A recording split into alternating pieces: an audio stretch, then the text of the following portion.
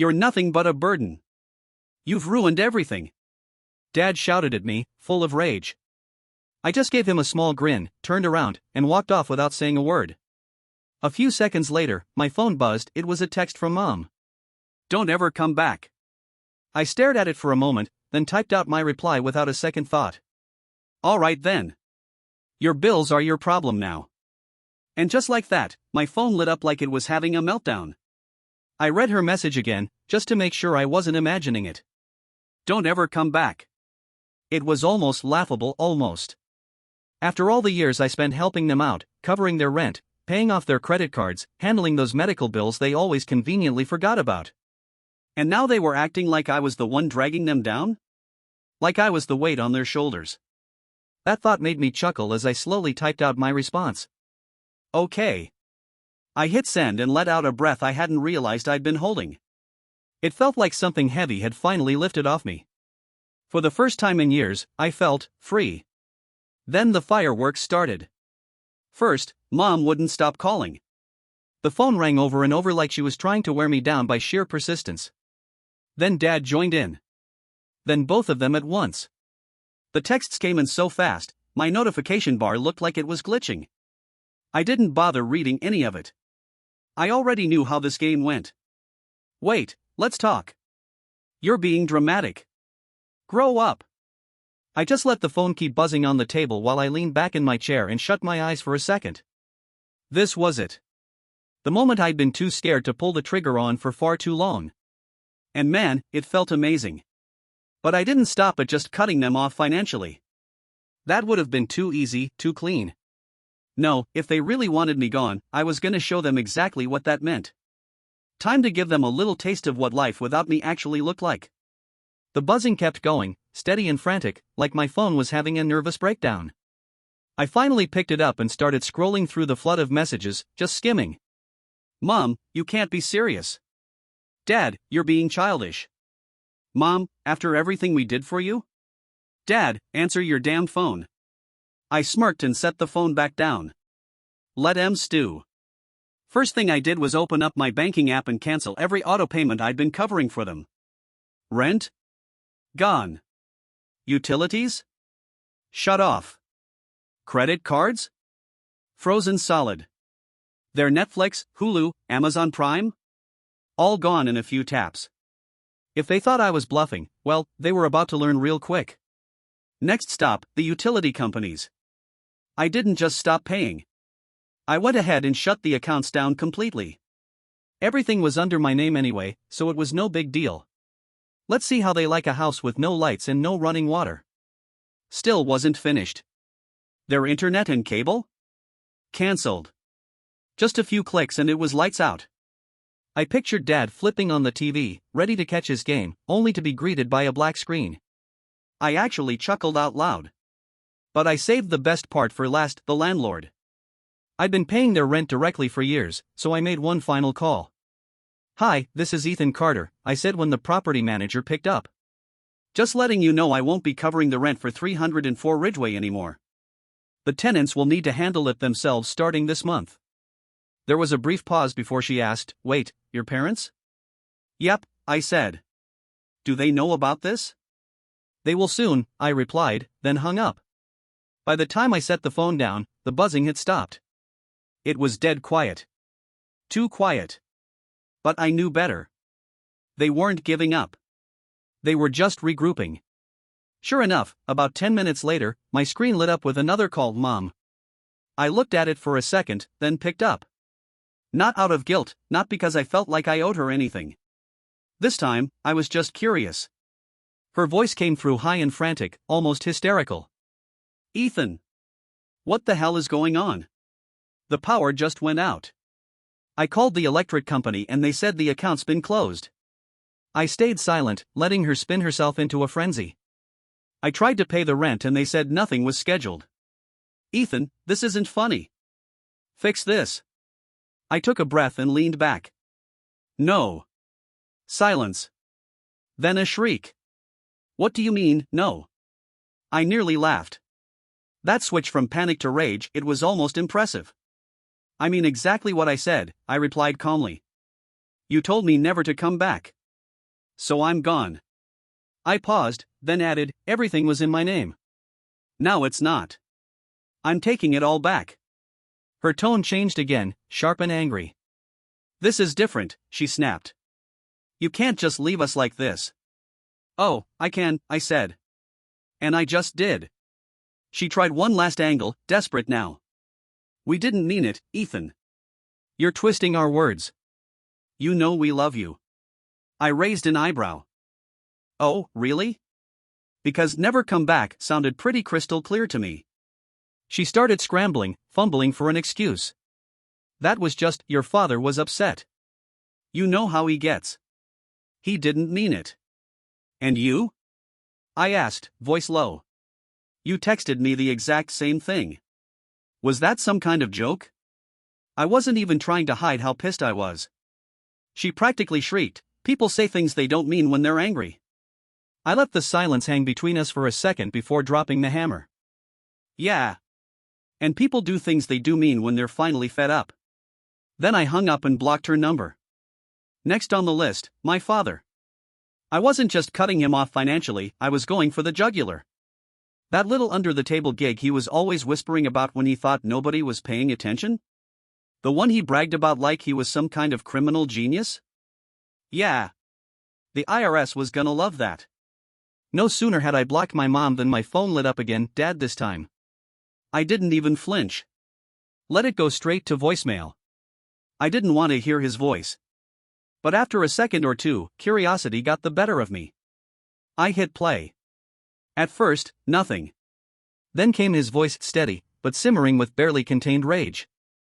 You ungrateful little brat. I rolled my eyes. Of course. After everything we've done for you, this is how you repay us? You think you're punishing us? You think you've got power now? There was a sharp inhale, like he was trying to keep himself from losing it completely. Fine. You wanna play hardball? Just be ready for what comes next. We're not gonna sit here and take this. You owe us, Ethan. And trust me, you're gonna regret this. I smirked and hit delete. They really thought they could guilt and threaten me back into submission. After everything. After years of being their personal ATM while they sucked me dry and never once said thank you. Nope. Not this time. I pulled up my email. For years, my old man had bragged about his cash-only contracting jobs, about how slick he was for keeping Uncle Sam out of his business. Meanwhile, I was the fool paying my taxes like a responsible adult. So, I started typing. Subject, underreported income, anonymous tip. Body dear IRS, I recently became aware of an individual who has avoided paying taxes by operating a cash-only business under the table. This person has been doing this for several years in, city, state, and has built up a considerable amount of untaxed income. I believe this is worth looking into. Sincerely, a concerned citizen. And just to help them out, I attached a few screenshots of his text messages where he literally bragged about cheating the system. Deep breath. Hit send. Let him figure that out. Then I turned to the joint credit cards. For years, they'd been writing on my accounts, living large off my credit, steak dinners, designer clothes, gifts they gave to other people like they had paid for them. I used to let it go, thinking family meant sacrifice. Not anymore. I logged into my banking app and deleted them as authorized users. I could already picture my dad's face when his card got declined at checkout. That mental image? Priceless. But I wasn't done. Their car insurance? Cancelled. Cell phones? Disconnected. Amazon account? Locked tighter than Fort Knox. I wasn't just stepping away. I was tearing down the whole support system they'd built on my back. They wanted me out of their lives? Fine. I was giving them what they asked for, with interest. A few hours passed before my phone lit up again. New number. I stared at it for a second, then answered on a whim. Hello? Silence at first. Then a voice I hadn't expected. Ethan, my sister breathed, like she'd been holding it in. Oh, thank God. You have to stop this. Mom's freaking out. Dad's furious. They don't know what to do, they're scared. I smirked. Good. I'm serious, she snapped. They don't have rent money. There's no food in the house. Mom's crying nonstop. She says you're being cruel. I laughed. Cruel? You want to talk about cruel? Try spending years covering someone else's bills while they treat you like a backup plan. Try being called a burden after paying for their lives month after month. She went quiet. I mean, yeah. I get that. But you can't just cut them off completely. They're our parents. I let out a long sigh. You still don't get it, do you? Get what? This isn't me cutting them off. This is me finally giving them exactly what they said they wanted. They called me a burden. So, guess what? Now they don't have to carry me anymore. Silence on the other end. Then in the softest voice, she asked, "You're really not coming back, are you?" "No," I said. "And neither is my money." I hung up. And for the first time in my entire life, I felt free. The quiet after that call was different. Not like before, when cutting them off was just an idea rolling around in my head. No, this time it was real. It was done. I'd torched the bridge, and I wasn't even glancing over my shoulder. That night, I sat alone in my apartment with a drink in hand and imagined the chaos back at their place. My mom pacing the floor, desperately clutching her phone, sending message after message that would never get a reply. My dad red-faced and cussing at a phone that no longer worked, losing it when the Wi-Fi shut off and the fridge ran low. The landlord knocking. The creeping realization that the money train had stopped. Finally, they were the ones struggling. I slept better that night than I had in years. By morning, my phone was silent. No calls. No begging. No threats. Just peace. No texts. No voicemails. Just quiet. They finally got the message I wasn't coming to rescue them this time. I sipped my coffee and opened up my inbox, not expecting much. That's when I saw it. A new email from their landlord. "Hey Ethan, just checking in. Your parents haven't paid rent this month. I've tried reaching out, but no response. Any idea what's going on?" I stared at the screen, smirking. Then I typed out a simple reply, "Not my responsibility anymore. They'll have to figure it out. Good luck." Clicked send. Leaned back. I could practically picture the look on my father's face when that eviction notice landed on their doorstep. They were out of options. And I was out of patience. Around midday, the silence finally cracked. I was at work when my phone buzzed, an unknown number. Normally I'd let it go to voicemail, but something in me said, "Pick it up." "Hello?" There was just breathing at first. Then came his voice, my father's. But this time it wasn't the arrogant, smug tone he always used. This voice? It was tight. Strained. Desperate. "Ethan, we need to talk." I smirked, already knowing where this was headed. "About what?" "This situation," he said, stumbling over the words. "Things are complicated." "Oh, I bet," I replied, leaning back in my chair. "I thought you didn't need me. I thought I was a burden." Silence. Then he sighed. "We said things we didn't mean." And there it was, the backpedal. They'd spent years using me, then tossed me aside like I was nothing. Now that the money train had stopped, they were scrambling. I played dumb. "Oh? So now you didn't mean it?" "We were angry," he said, a little defensive now. "But that doesn't mean you just abandon your family." That word abandon hit a nerve. "You mean like how you abandoned me? Every time I needed something, but you still held your hand out for my paycheck? Like when you told me not to come back?" He paused. I could practically hear him grinding his teeth on the other end. "Your mother's been crying for days," he said finally, like that was supposed to move me. "She's not doing well, Ethan." I let out a dry laugh. The guilt trip. Classic. "And what exactly do you want me to do about that?" Then came the real reason for the call. "We need help with the rent," he mumbled. "And the bills." I cut him off. "Not my problem." His tone sharpened. "Ethan, be reasonable. You can't just cut us off like this, we raised you." A strange calm settled over me. "No. Grandma raised me. You just took from me." More silence. Then he snapped, bitterness creeping into his voice. You'll regret this. I smiled. No, Dad. You will. Then I hung up. That evening, the floodgates opened. New numbers.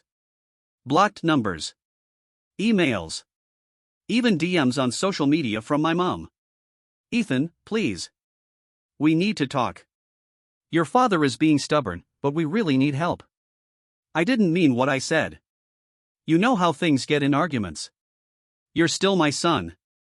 The electricity's off, Ethan. We can't live like this. Please, just pay that. The landlord says we have 2 weeks or we're out. Are you really going to let that happen? I read each message. Deleted them all. No apologies. No accountability. Just panic. They weren't sorry for what they did. They were just sorry the free ride was over. For once, they were the ones drowning. A week passed. I figured the calls would keep coming, but nothing. Radio silence. At first, I thought maybe they found someone else to leech off.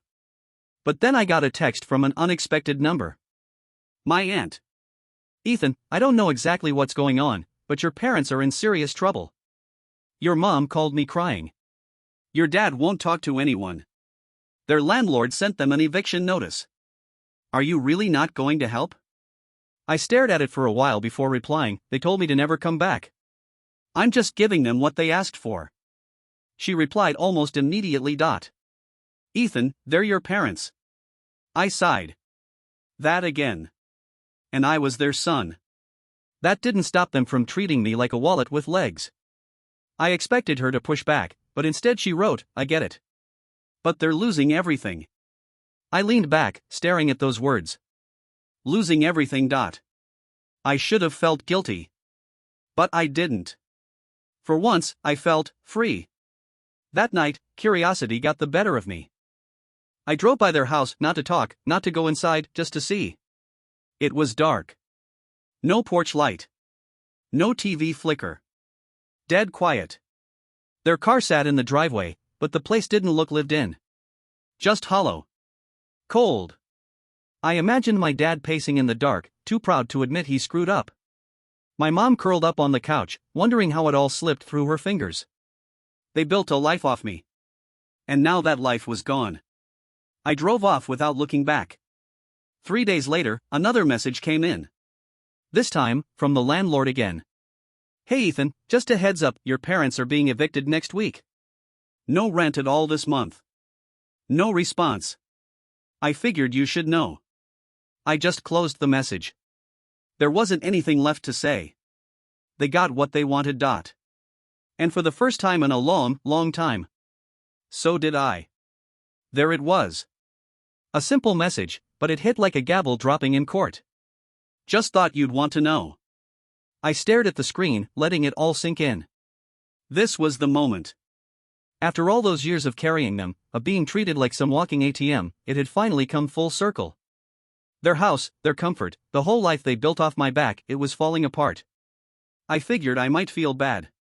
Some guilt, maybe. But I didn't. What I felt was relief. Pure and simple. Still, part of me was curious. I texted the landlord back. Where are they supposed to go? He replied in under a minute. Not my problem. But if they don't clear out by next Friday, I'm calling the sheriff. I couldn't help but smirk. That was the kind of finality I hadn't even dared to dream of. The next night, my sister called. I actually picked up this time. Her voice was softer than usual, like all the anger had leaked out of her. Ethan, you win, okay? They're losing the house. They've got nothing left. Are you happy now? I took a breath, calm and steady. I'm not happy, I told her. I just know they're finally dealing with the fallout of their own choices. She let out this tired little scoff. You could fix this, you know. One payment. That's all it would take. That made me laugh a little. One payment? Like I'm some kind of magic genie that just makes their mess disappear? They made their bed, I said. Now they can lay in it. They're our parents, she snapped. But even she didn't sound convinced anymore. Her voice cracked on the word parents. I kept it steady. They were never parents to me. I was just their meal ticket. There was a long pause. I could hear her breathing, could practically feel the gears turning in her head. For the first time in forever, she didn't have a comeback. Then she whispered, almost like a child, "Where are they supposed to go?" I shrugged. Not my problem. And this time, I truly meant it. When the eviction date came, they finally hit rock bottom. I got one last voicemail from my mom. Her voice was shaky, brittle. "Ethan, please. We don't have anywhere to go. I don't know what we're going to do.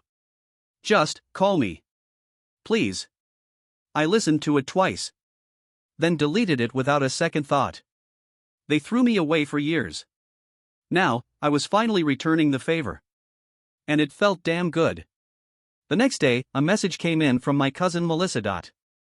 "Hey. Just thought you'd want to know. Your parents are staying at a cheap motel on the edge of town. They're broke.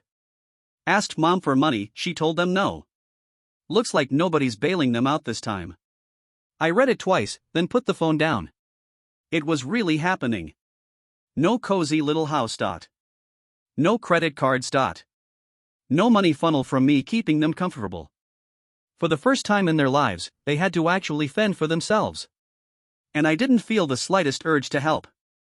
Later that night, I got another call, this time from a number I didn't recognize. I thought about ignoring it, but something told me to answer. It was her. My mom. "Ethan," she breathed. "Please, just talk to me." I said nothing. Just listened. She sniffled, then let out this hollow little laugh. "We lost everything." I nearly rolled my eyes. "No, Mom, you didn't lose everything. You lost me. We don't have anywhere to go," she went on. "Your father, he's not handling it well. He keeps saying it's not his fault, but," she trailed off. Her voice cracked. Then, softer than I'd ever heard her, she said, "I know he did wrong by you." That made me stop. For a second. Was this an apology? A real one? After all these years? "I know we took advantage of you," she continued, her voice thick with emotion. I never thought you'd actually leave us like this." I let out a slow breath. This was the part where most people would cave. Where I was supposed to melt, feel guilty, and write in to save the day.